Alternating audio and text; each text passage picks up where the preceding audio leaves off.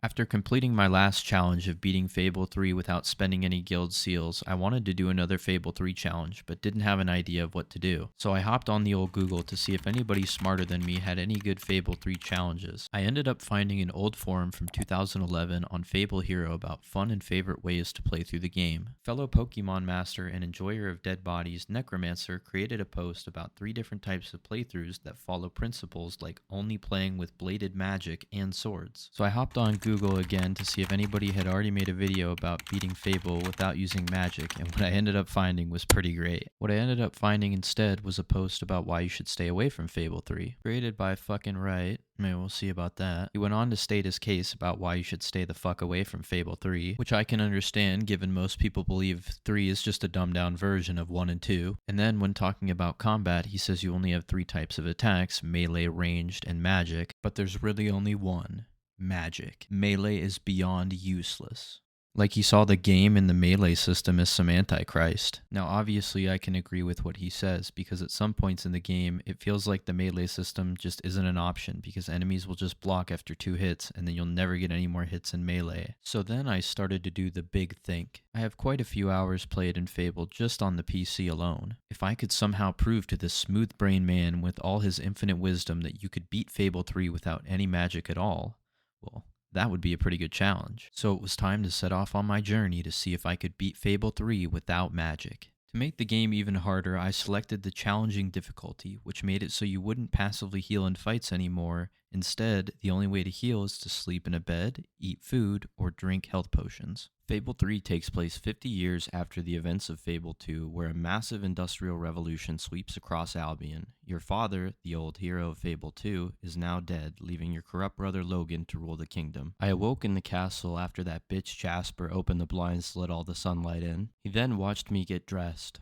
I made my way down to the gardens to meet Elise, and I forgot to turn off the glowing trail at the start. The rules I made were no magic, no glowing trail, and no deaths, but it wouldn't be until we prepared to exit the castle that I realized I still had the glowing trail on. So if that bothers you, and I broke my own rules, then feel free to give me a call at 1-800-SUCK-ME-OFF. Moving on, I met with Elise in the gardens, who told me Logan had more workers executed at the Amazon plant for unionizing. Elise and I went to the kitchen and I gave the good speech. We met with Walter, who told us he was worried about Logan, and then I was asked to sign a petition for the plebeian masses. Although I'm above these peasants, I realized I would soon rule over these people, and maybe it was better not to seem like my older brother Logan right now. We left the common folk and made it to the training area, where I got my sword and trained with Walter on the basics of pressing the X button. I charged up that super spicy power attack, to which Walter told me You only went and broke it. I was relieved knowing I didn't cause any harm to Walter's Chad frame, but then Elise busted through the door asking if we hear the people singing the songs of angry men. We saw the graphical limitations of a 2010 Xbox game with these protesters. Walter said he would go have a word with Logan. Elise said we should be some dirty birdies and go eavesdrop. We ran to where Walter was meeting with Logan and watched through the keyhole just in time as Walter got ganked and then Logan proceeded to Dark Souls 1 emote on him. Elise urged me to stop Logan and save Walter, so we entered the room, much to Logan's disapproval. I told Logan to respect his elders, and he wasn't pleased with us poking our noses in the king's problems, so he had us taken to the throne room since we wanted to LARP as king and queen. On our way into the throne room, a guard pushed Elise down to the ground, and since I'm a certified simp, I helped Milady up. Logan told me since I wanted to roleplay as a king so bad, he gave me a choice of who to kill, the organizers of the protest, or the girl I love. Please, we didn't. After choosing a bunch of randos to die instead of my e-girl, Logan sent me up to my room without dinner. I told Jasper I should have done something and that I want to run away for a better life. Then Walter enters, saying we are leaving now since he believes Logan has gone mad. It was at this point I realized I still had a glowing trail on and had to take it off. This doesn't break the rules because anybody that's played Fable 3 can agree with me that the starting area is mostly linear with the story. It's not hard to navigate without the glowing trail there, but once we're out in the open world, doing quests with no waypoint, it's going to get rough. So I began my glowless trail journey into the catacombs to pay my respects to Albion's last hero, leaving Elise behind alone with Logan. Once in the catacombs, Walter gave the wall the good touch to reveal a guild seal left behind by the last hero, given to us when a hero is needed most. Grabbing the guild seal, it teleports me to the road to rule, a mystical void that acts as a lore reason for you to level up your character. The idea is heroes earn guild seals. Guild seals are required to open chests on the road to rule to make you stronger. In addition, you can buy die packs, boost gold for jobs done, ability to be a landlord and earn money, and a variety of different things. We talked to Teresa, the same person from Fable 2. She informs us she guided our father to be Albion's hero and intends to do the same with us to lead a revolution against Logan, showing that the first people to join us are Walter and Jasper. After Teresa leaves and we go through the first gate, we spend one guild seal that we got in the catacombs to unlock the fireball spell, something we will hopefully never use in the run. I left the road to rule and was teleported back to the catacombs to find Walter and Jasper, where I had to use the fireball spell to proceed. Unfortunately, you can't get past this part without doing anything other than using magic to open the passage out of the catacombs. I ran into this problem again where I had to use magic against bats. I spent about 15 minutes trying to get Walter to shoot the bats, but they wouldn't die, so I was forced to use magic during the first part of the game to clear the bats and proceed with the story where I could get melee and ranged combat. I picked up the second key and finished off the catacombs using magic only when I had to. After using a spell on another switch, I was teleported to the Sanctuary, an area only for you that acts as a safe haven with a fast travel map, storage for your weapons, clothes, and gold.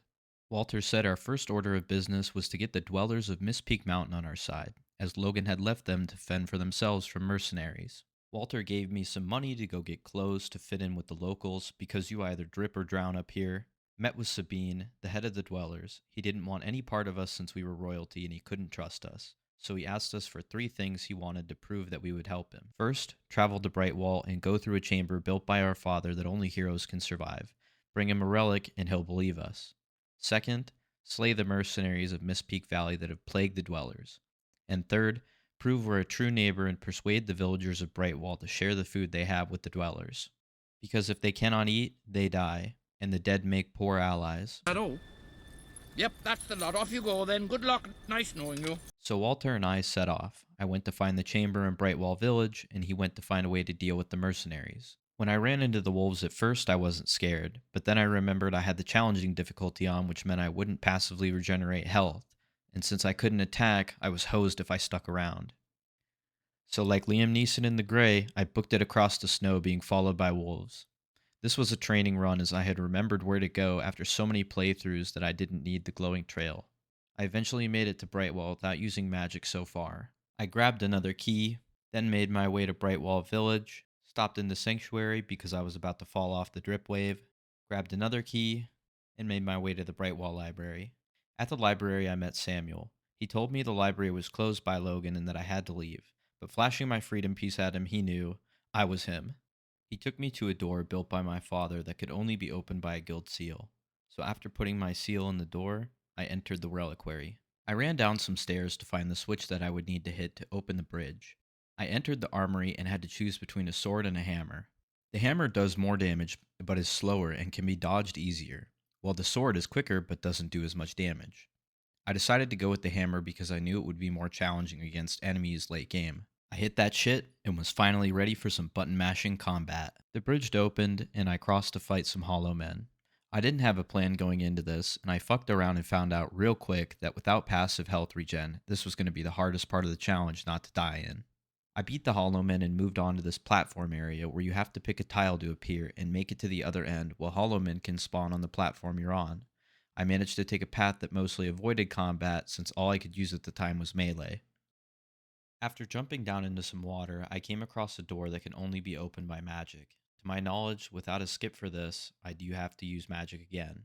I believe so far that's only 6 used. I continued my way through the cave until I had to fight more hollow men. And then I realized I might be able to pull the wolf strat on him and Usain Bolt and run past him. I made it to the switch where I would finally get ranged. This would be an upgrade and be able to keep the hollow men at bay until I'm able to buy more health potions. The guns in the game have the same properties as melee. Rifles can shoot further and do more damage but have a slower rate of fire, while pistols do less damage but can fire faster. I decided to go with the pistol to round out my weakness of not having anything fast. After exiting the sanctuary, I realized my efforts to be Sanic had failed and the hollow men I ran by earlier were now after me. I decided to test out the Albion constitutional rights and blast those bones. I continued through the reliquary and tried to stay my distance and roll out of every hit that came my way. I finally managed to beat all the Hollow Men and get the music box for Sabine. I was teleported to the Road to Rule again, where Teresa told me to open the music box to see the truth, where I saw Logan saying this was his Albion and people will die if they do not obey. After seeing the truth, I spent some guild seals to buy the Landlord pack. The Landlord pack is pretty self-explanatory. I can rent out houses, which gives me passive income while I play. This will be able to make it so I can buy more potions and gear without having to grind jobs. I leveled up my hammer and left the Road to Rule, being teleported back to the library where Samuel was. I left the library, but before seeing Walter, I realized I needed to buy some potions. It was time to grind money so I could buy things.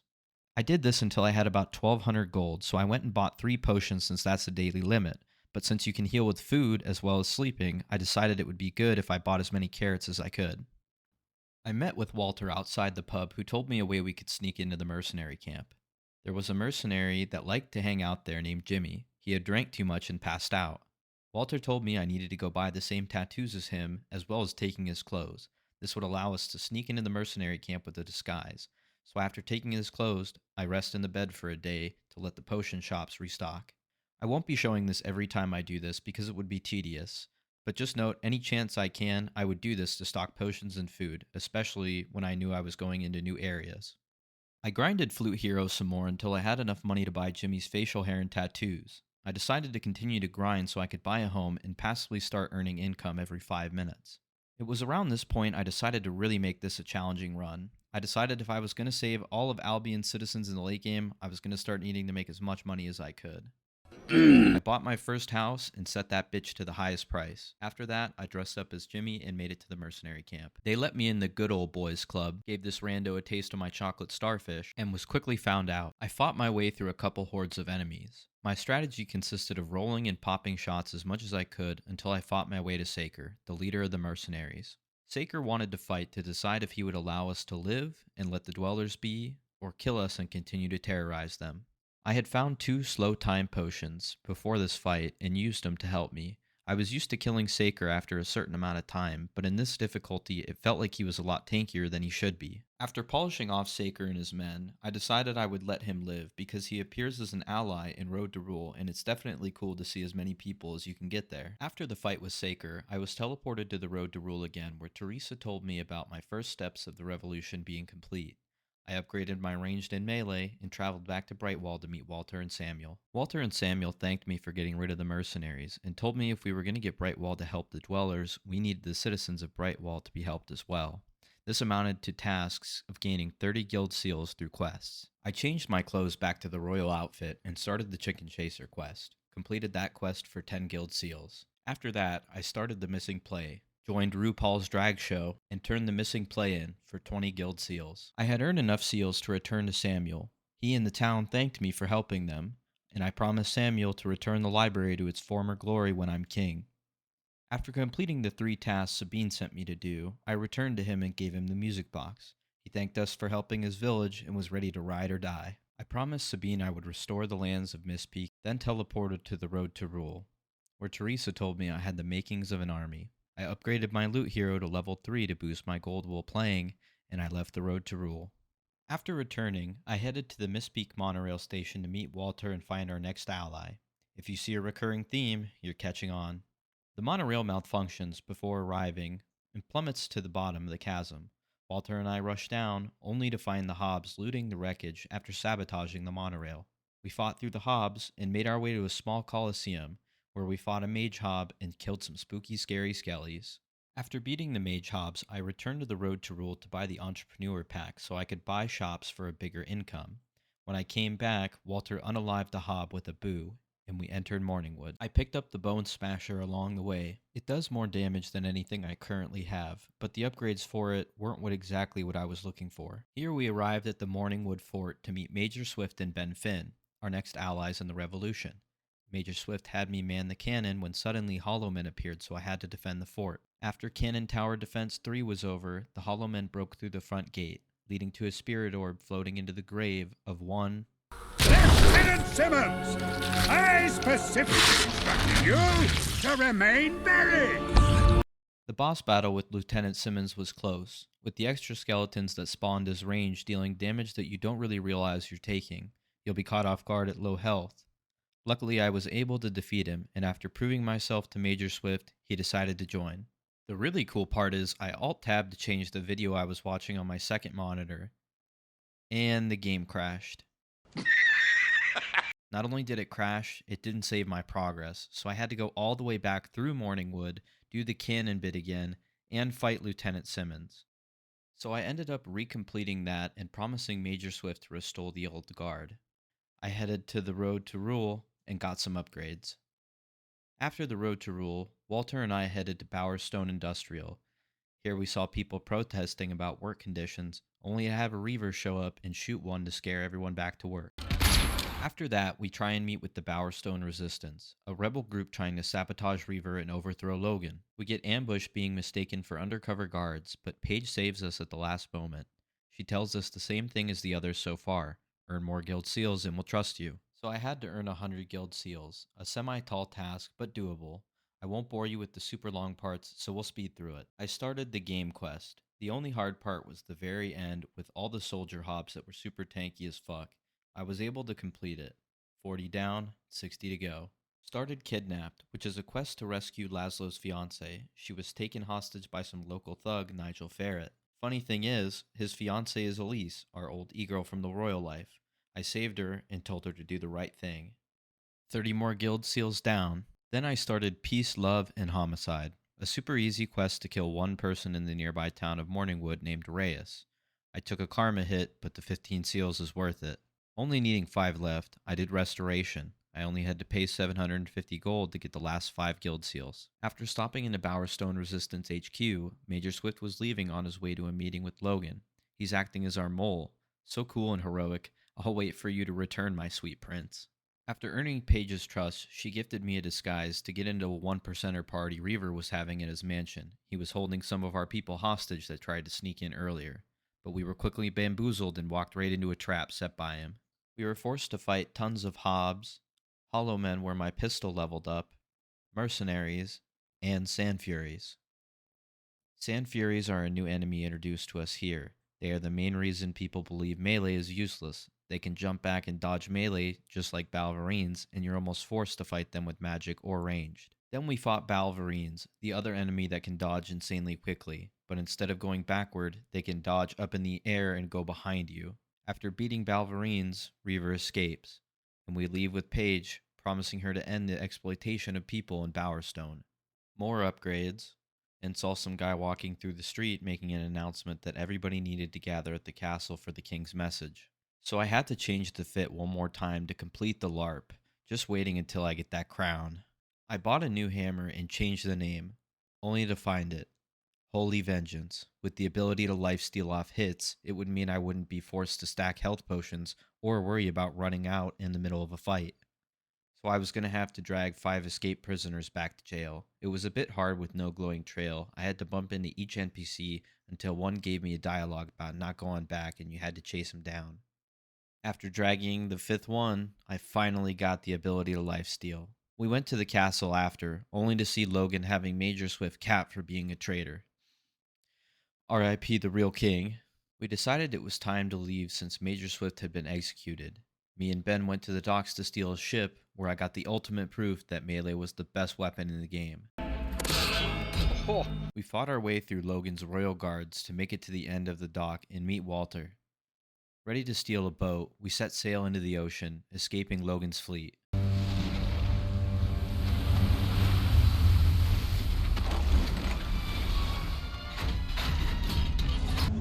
Let me drive the boat. And with our ship sinking, no one knows if Walter, Ben, or I survived. Thank you for making it all the way to the end of the video. All the support really does help.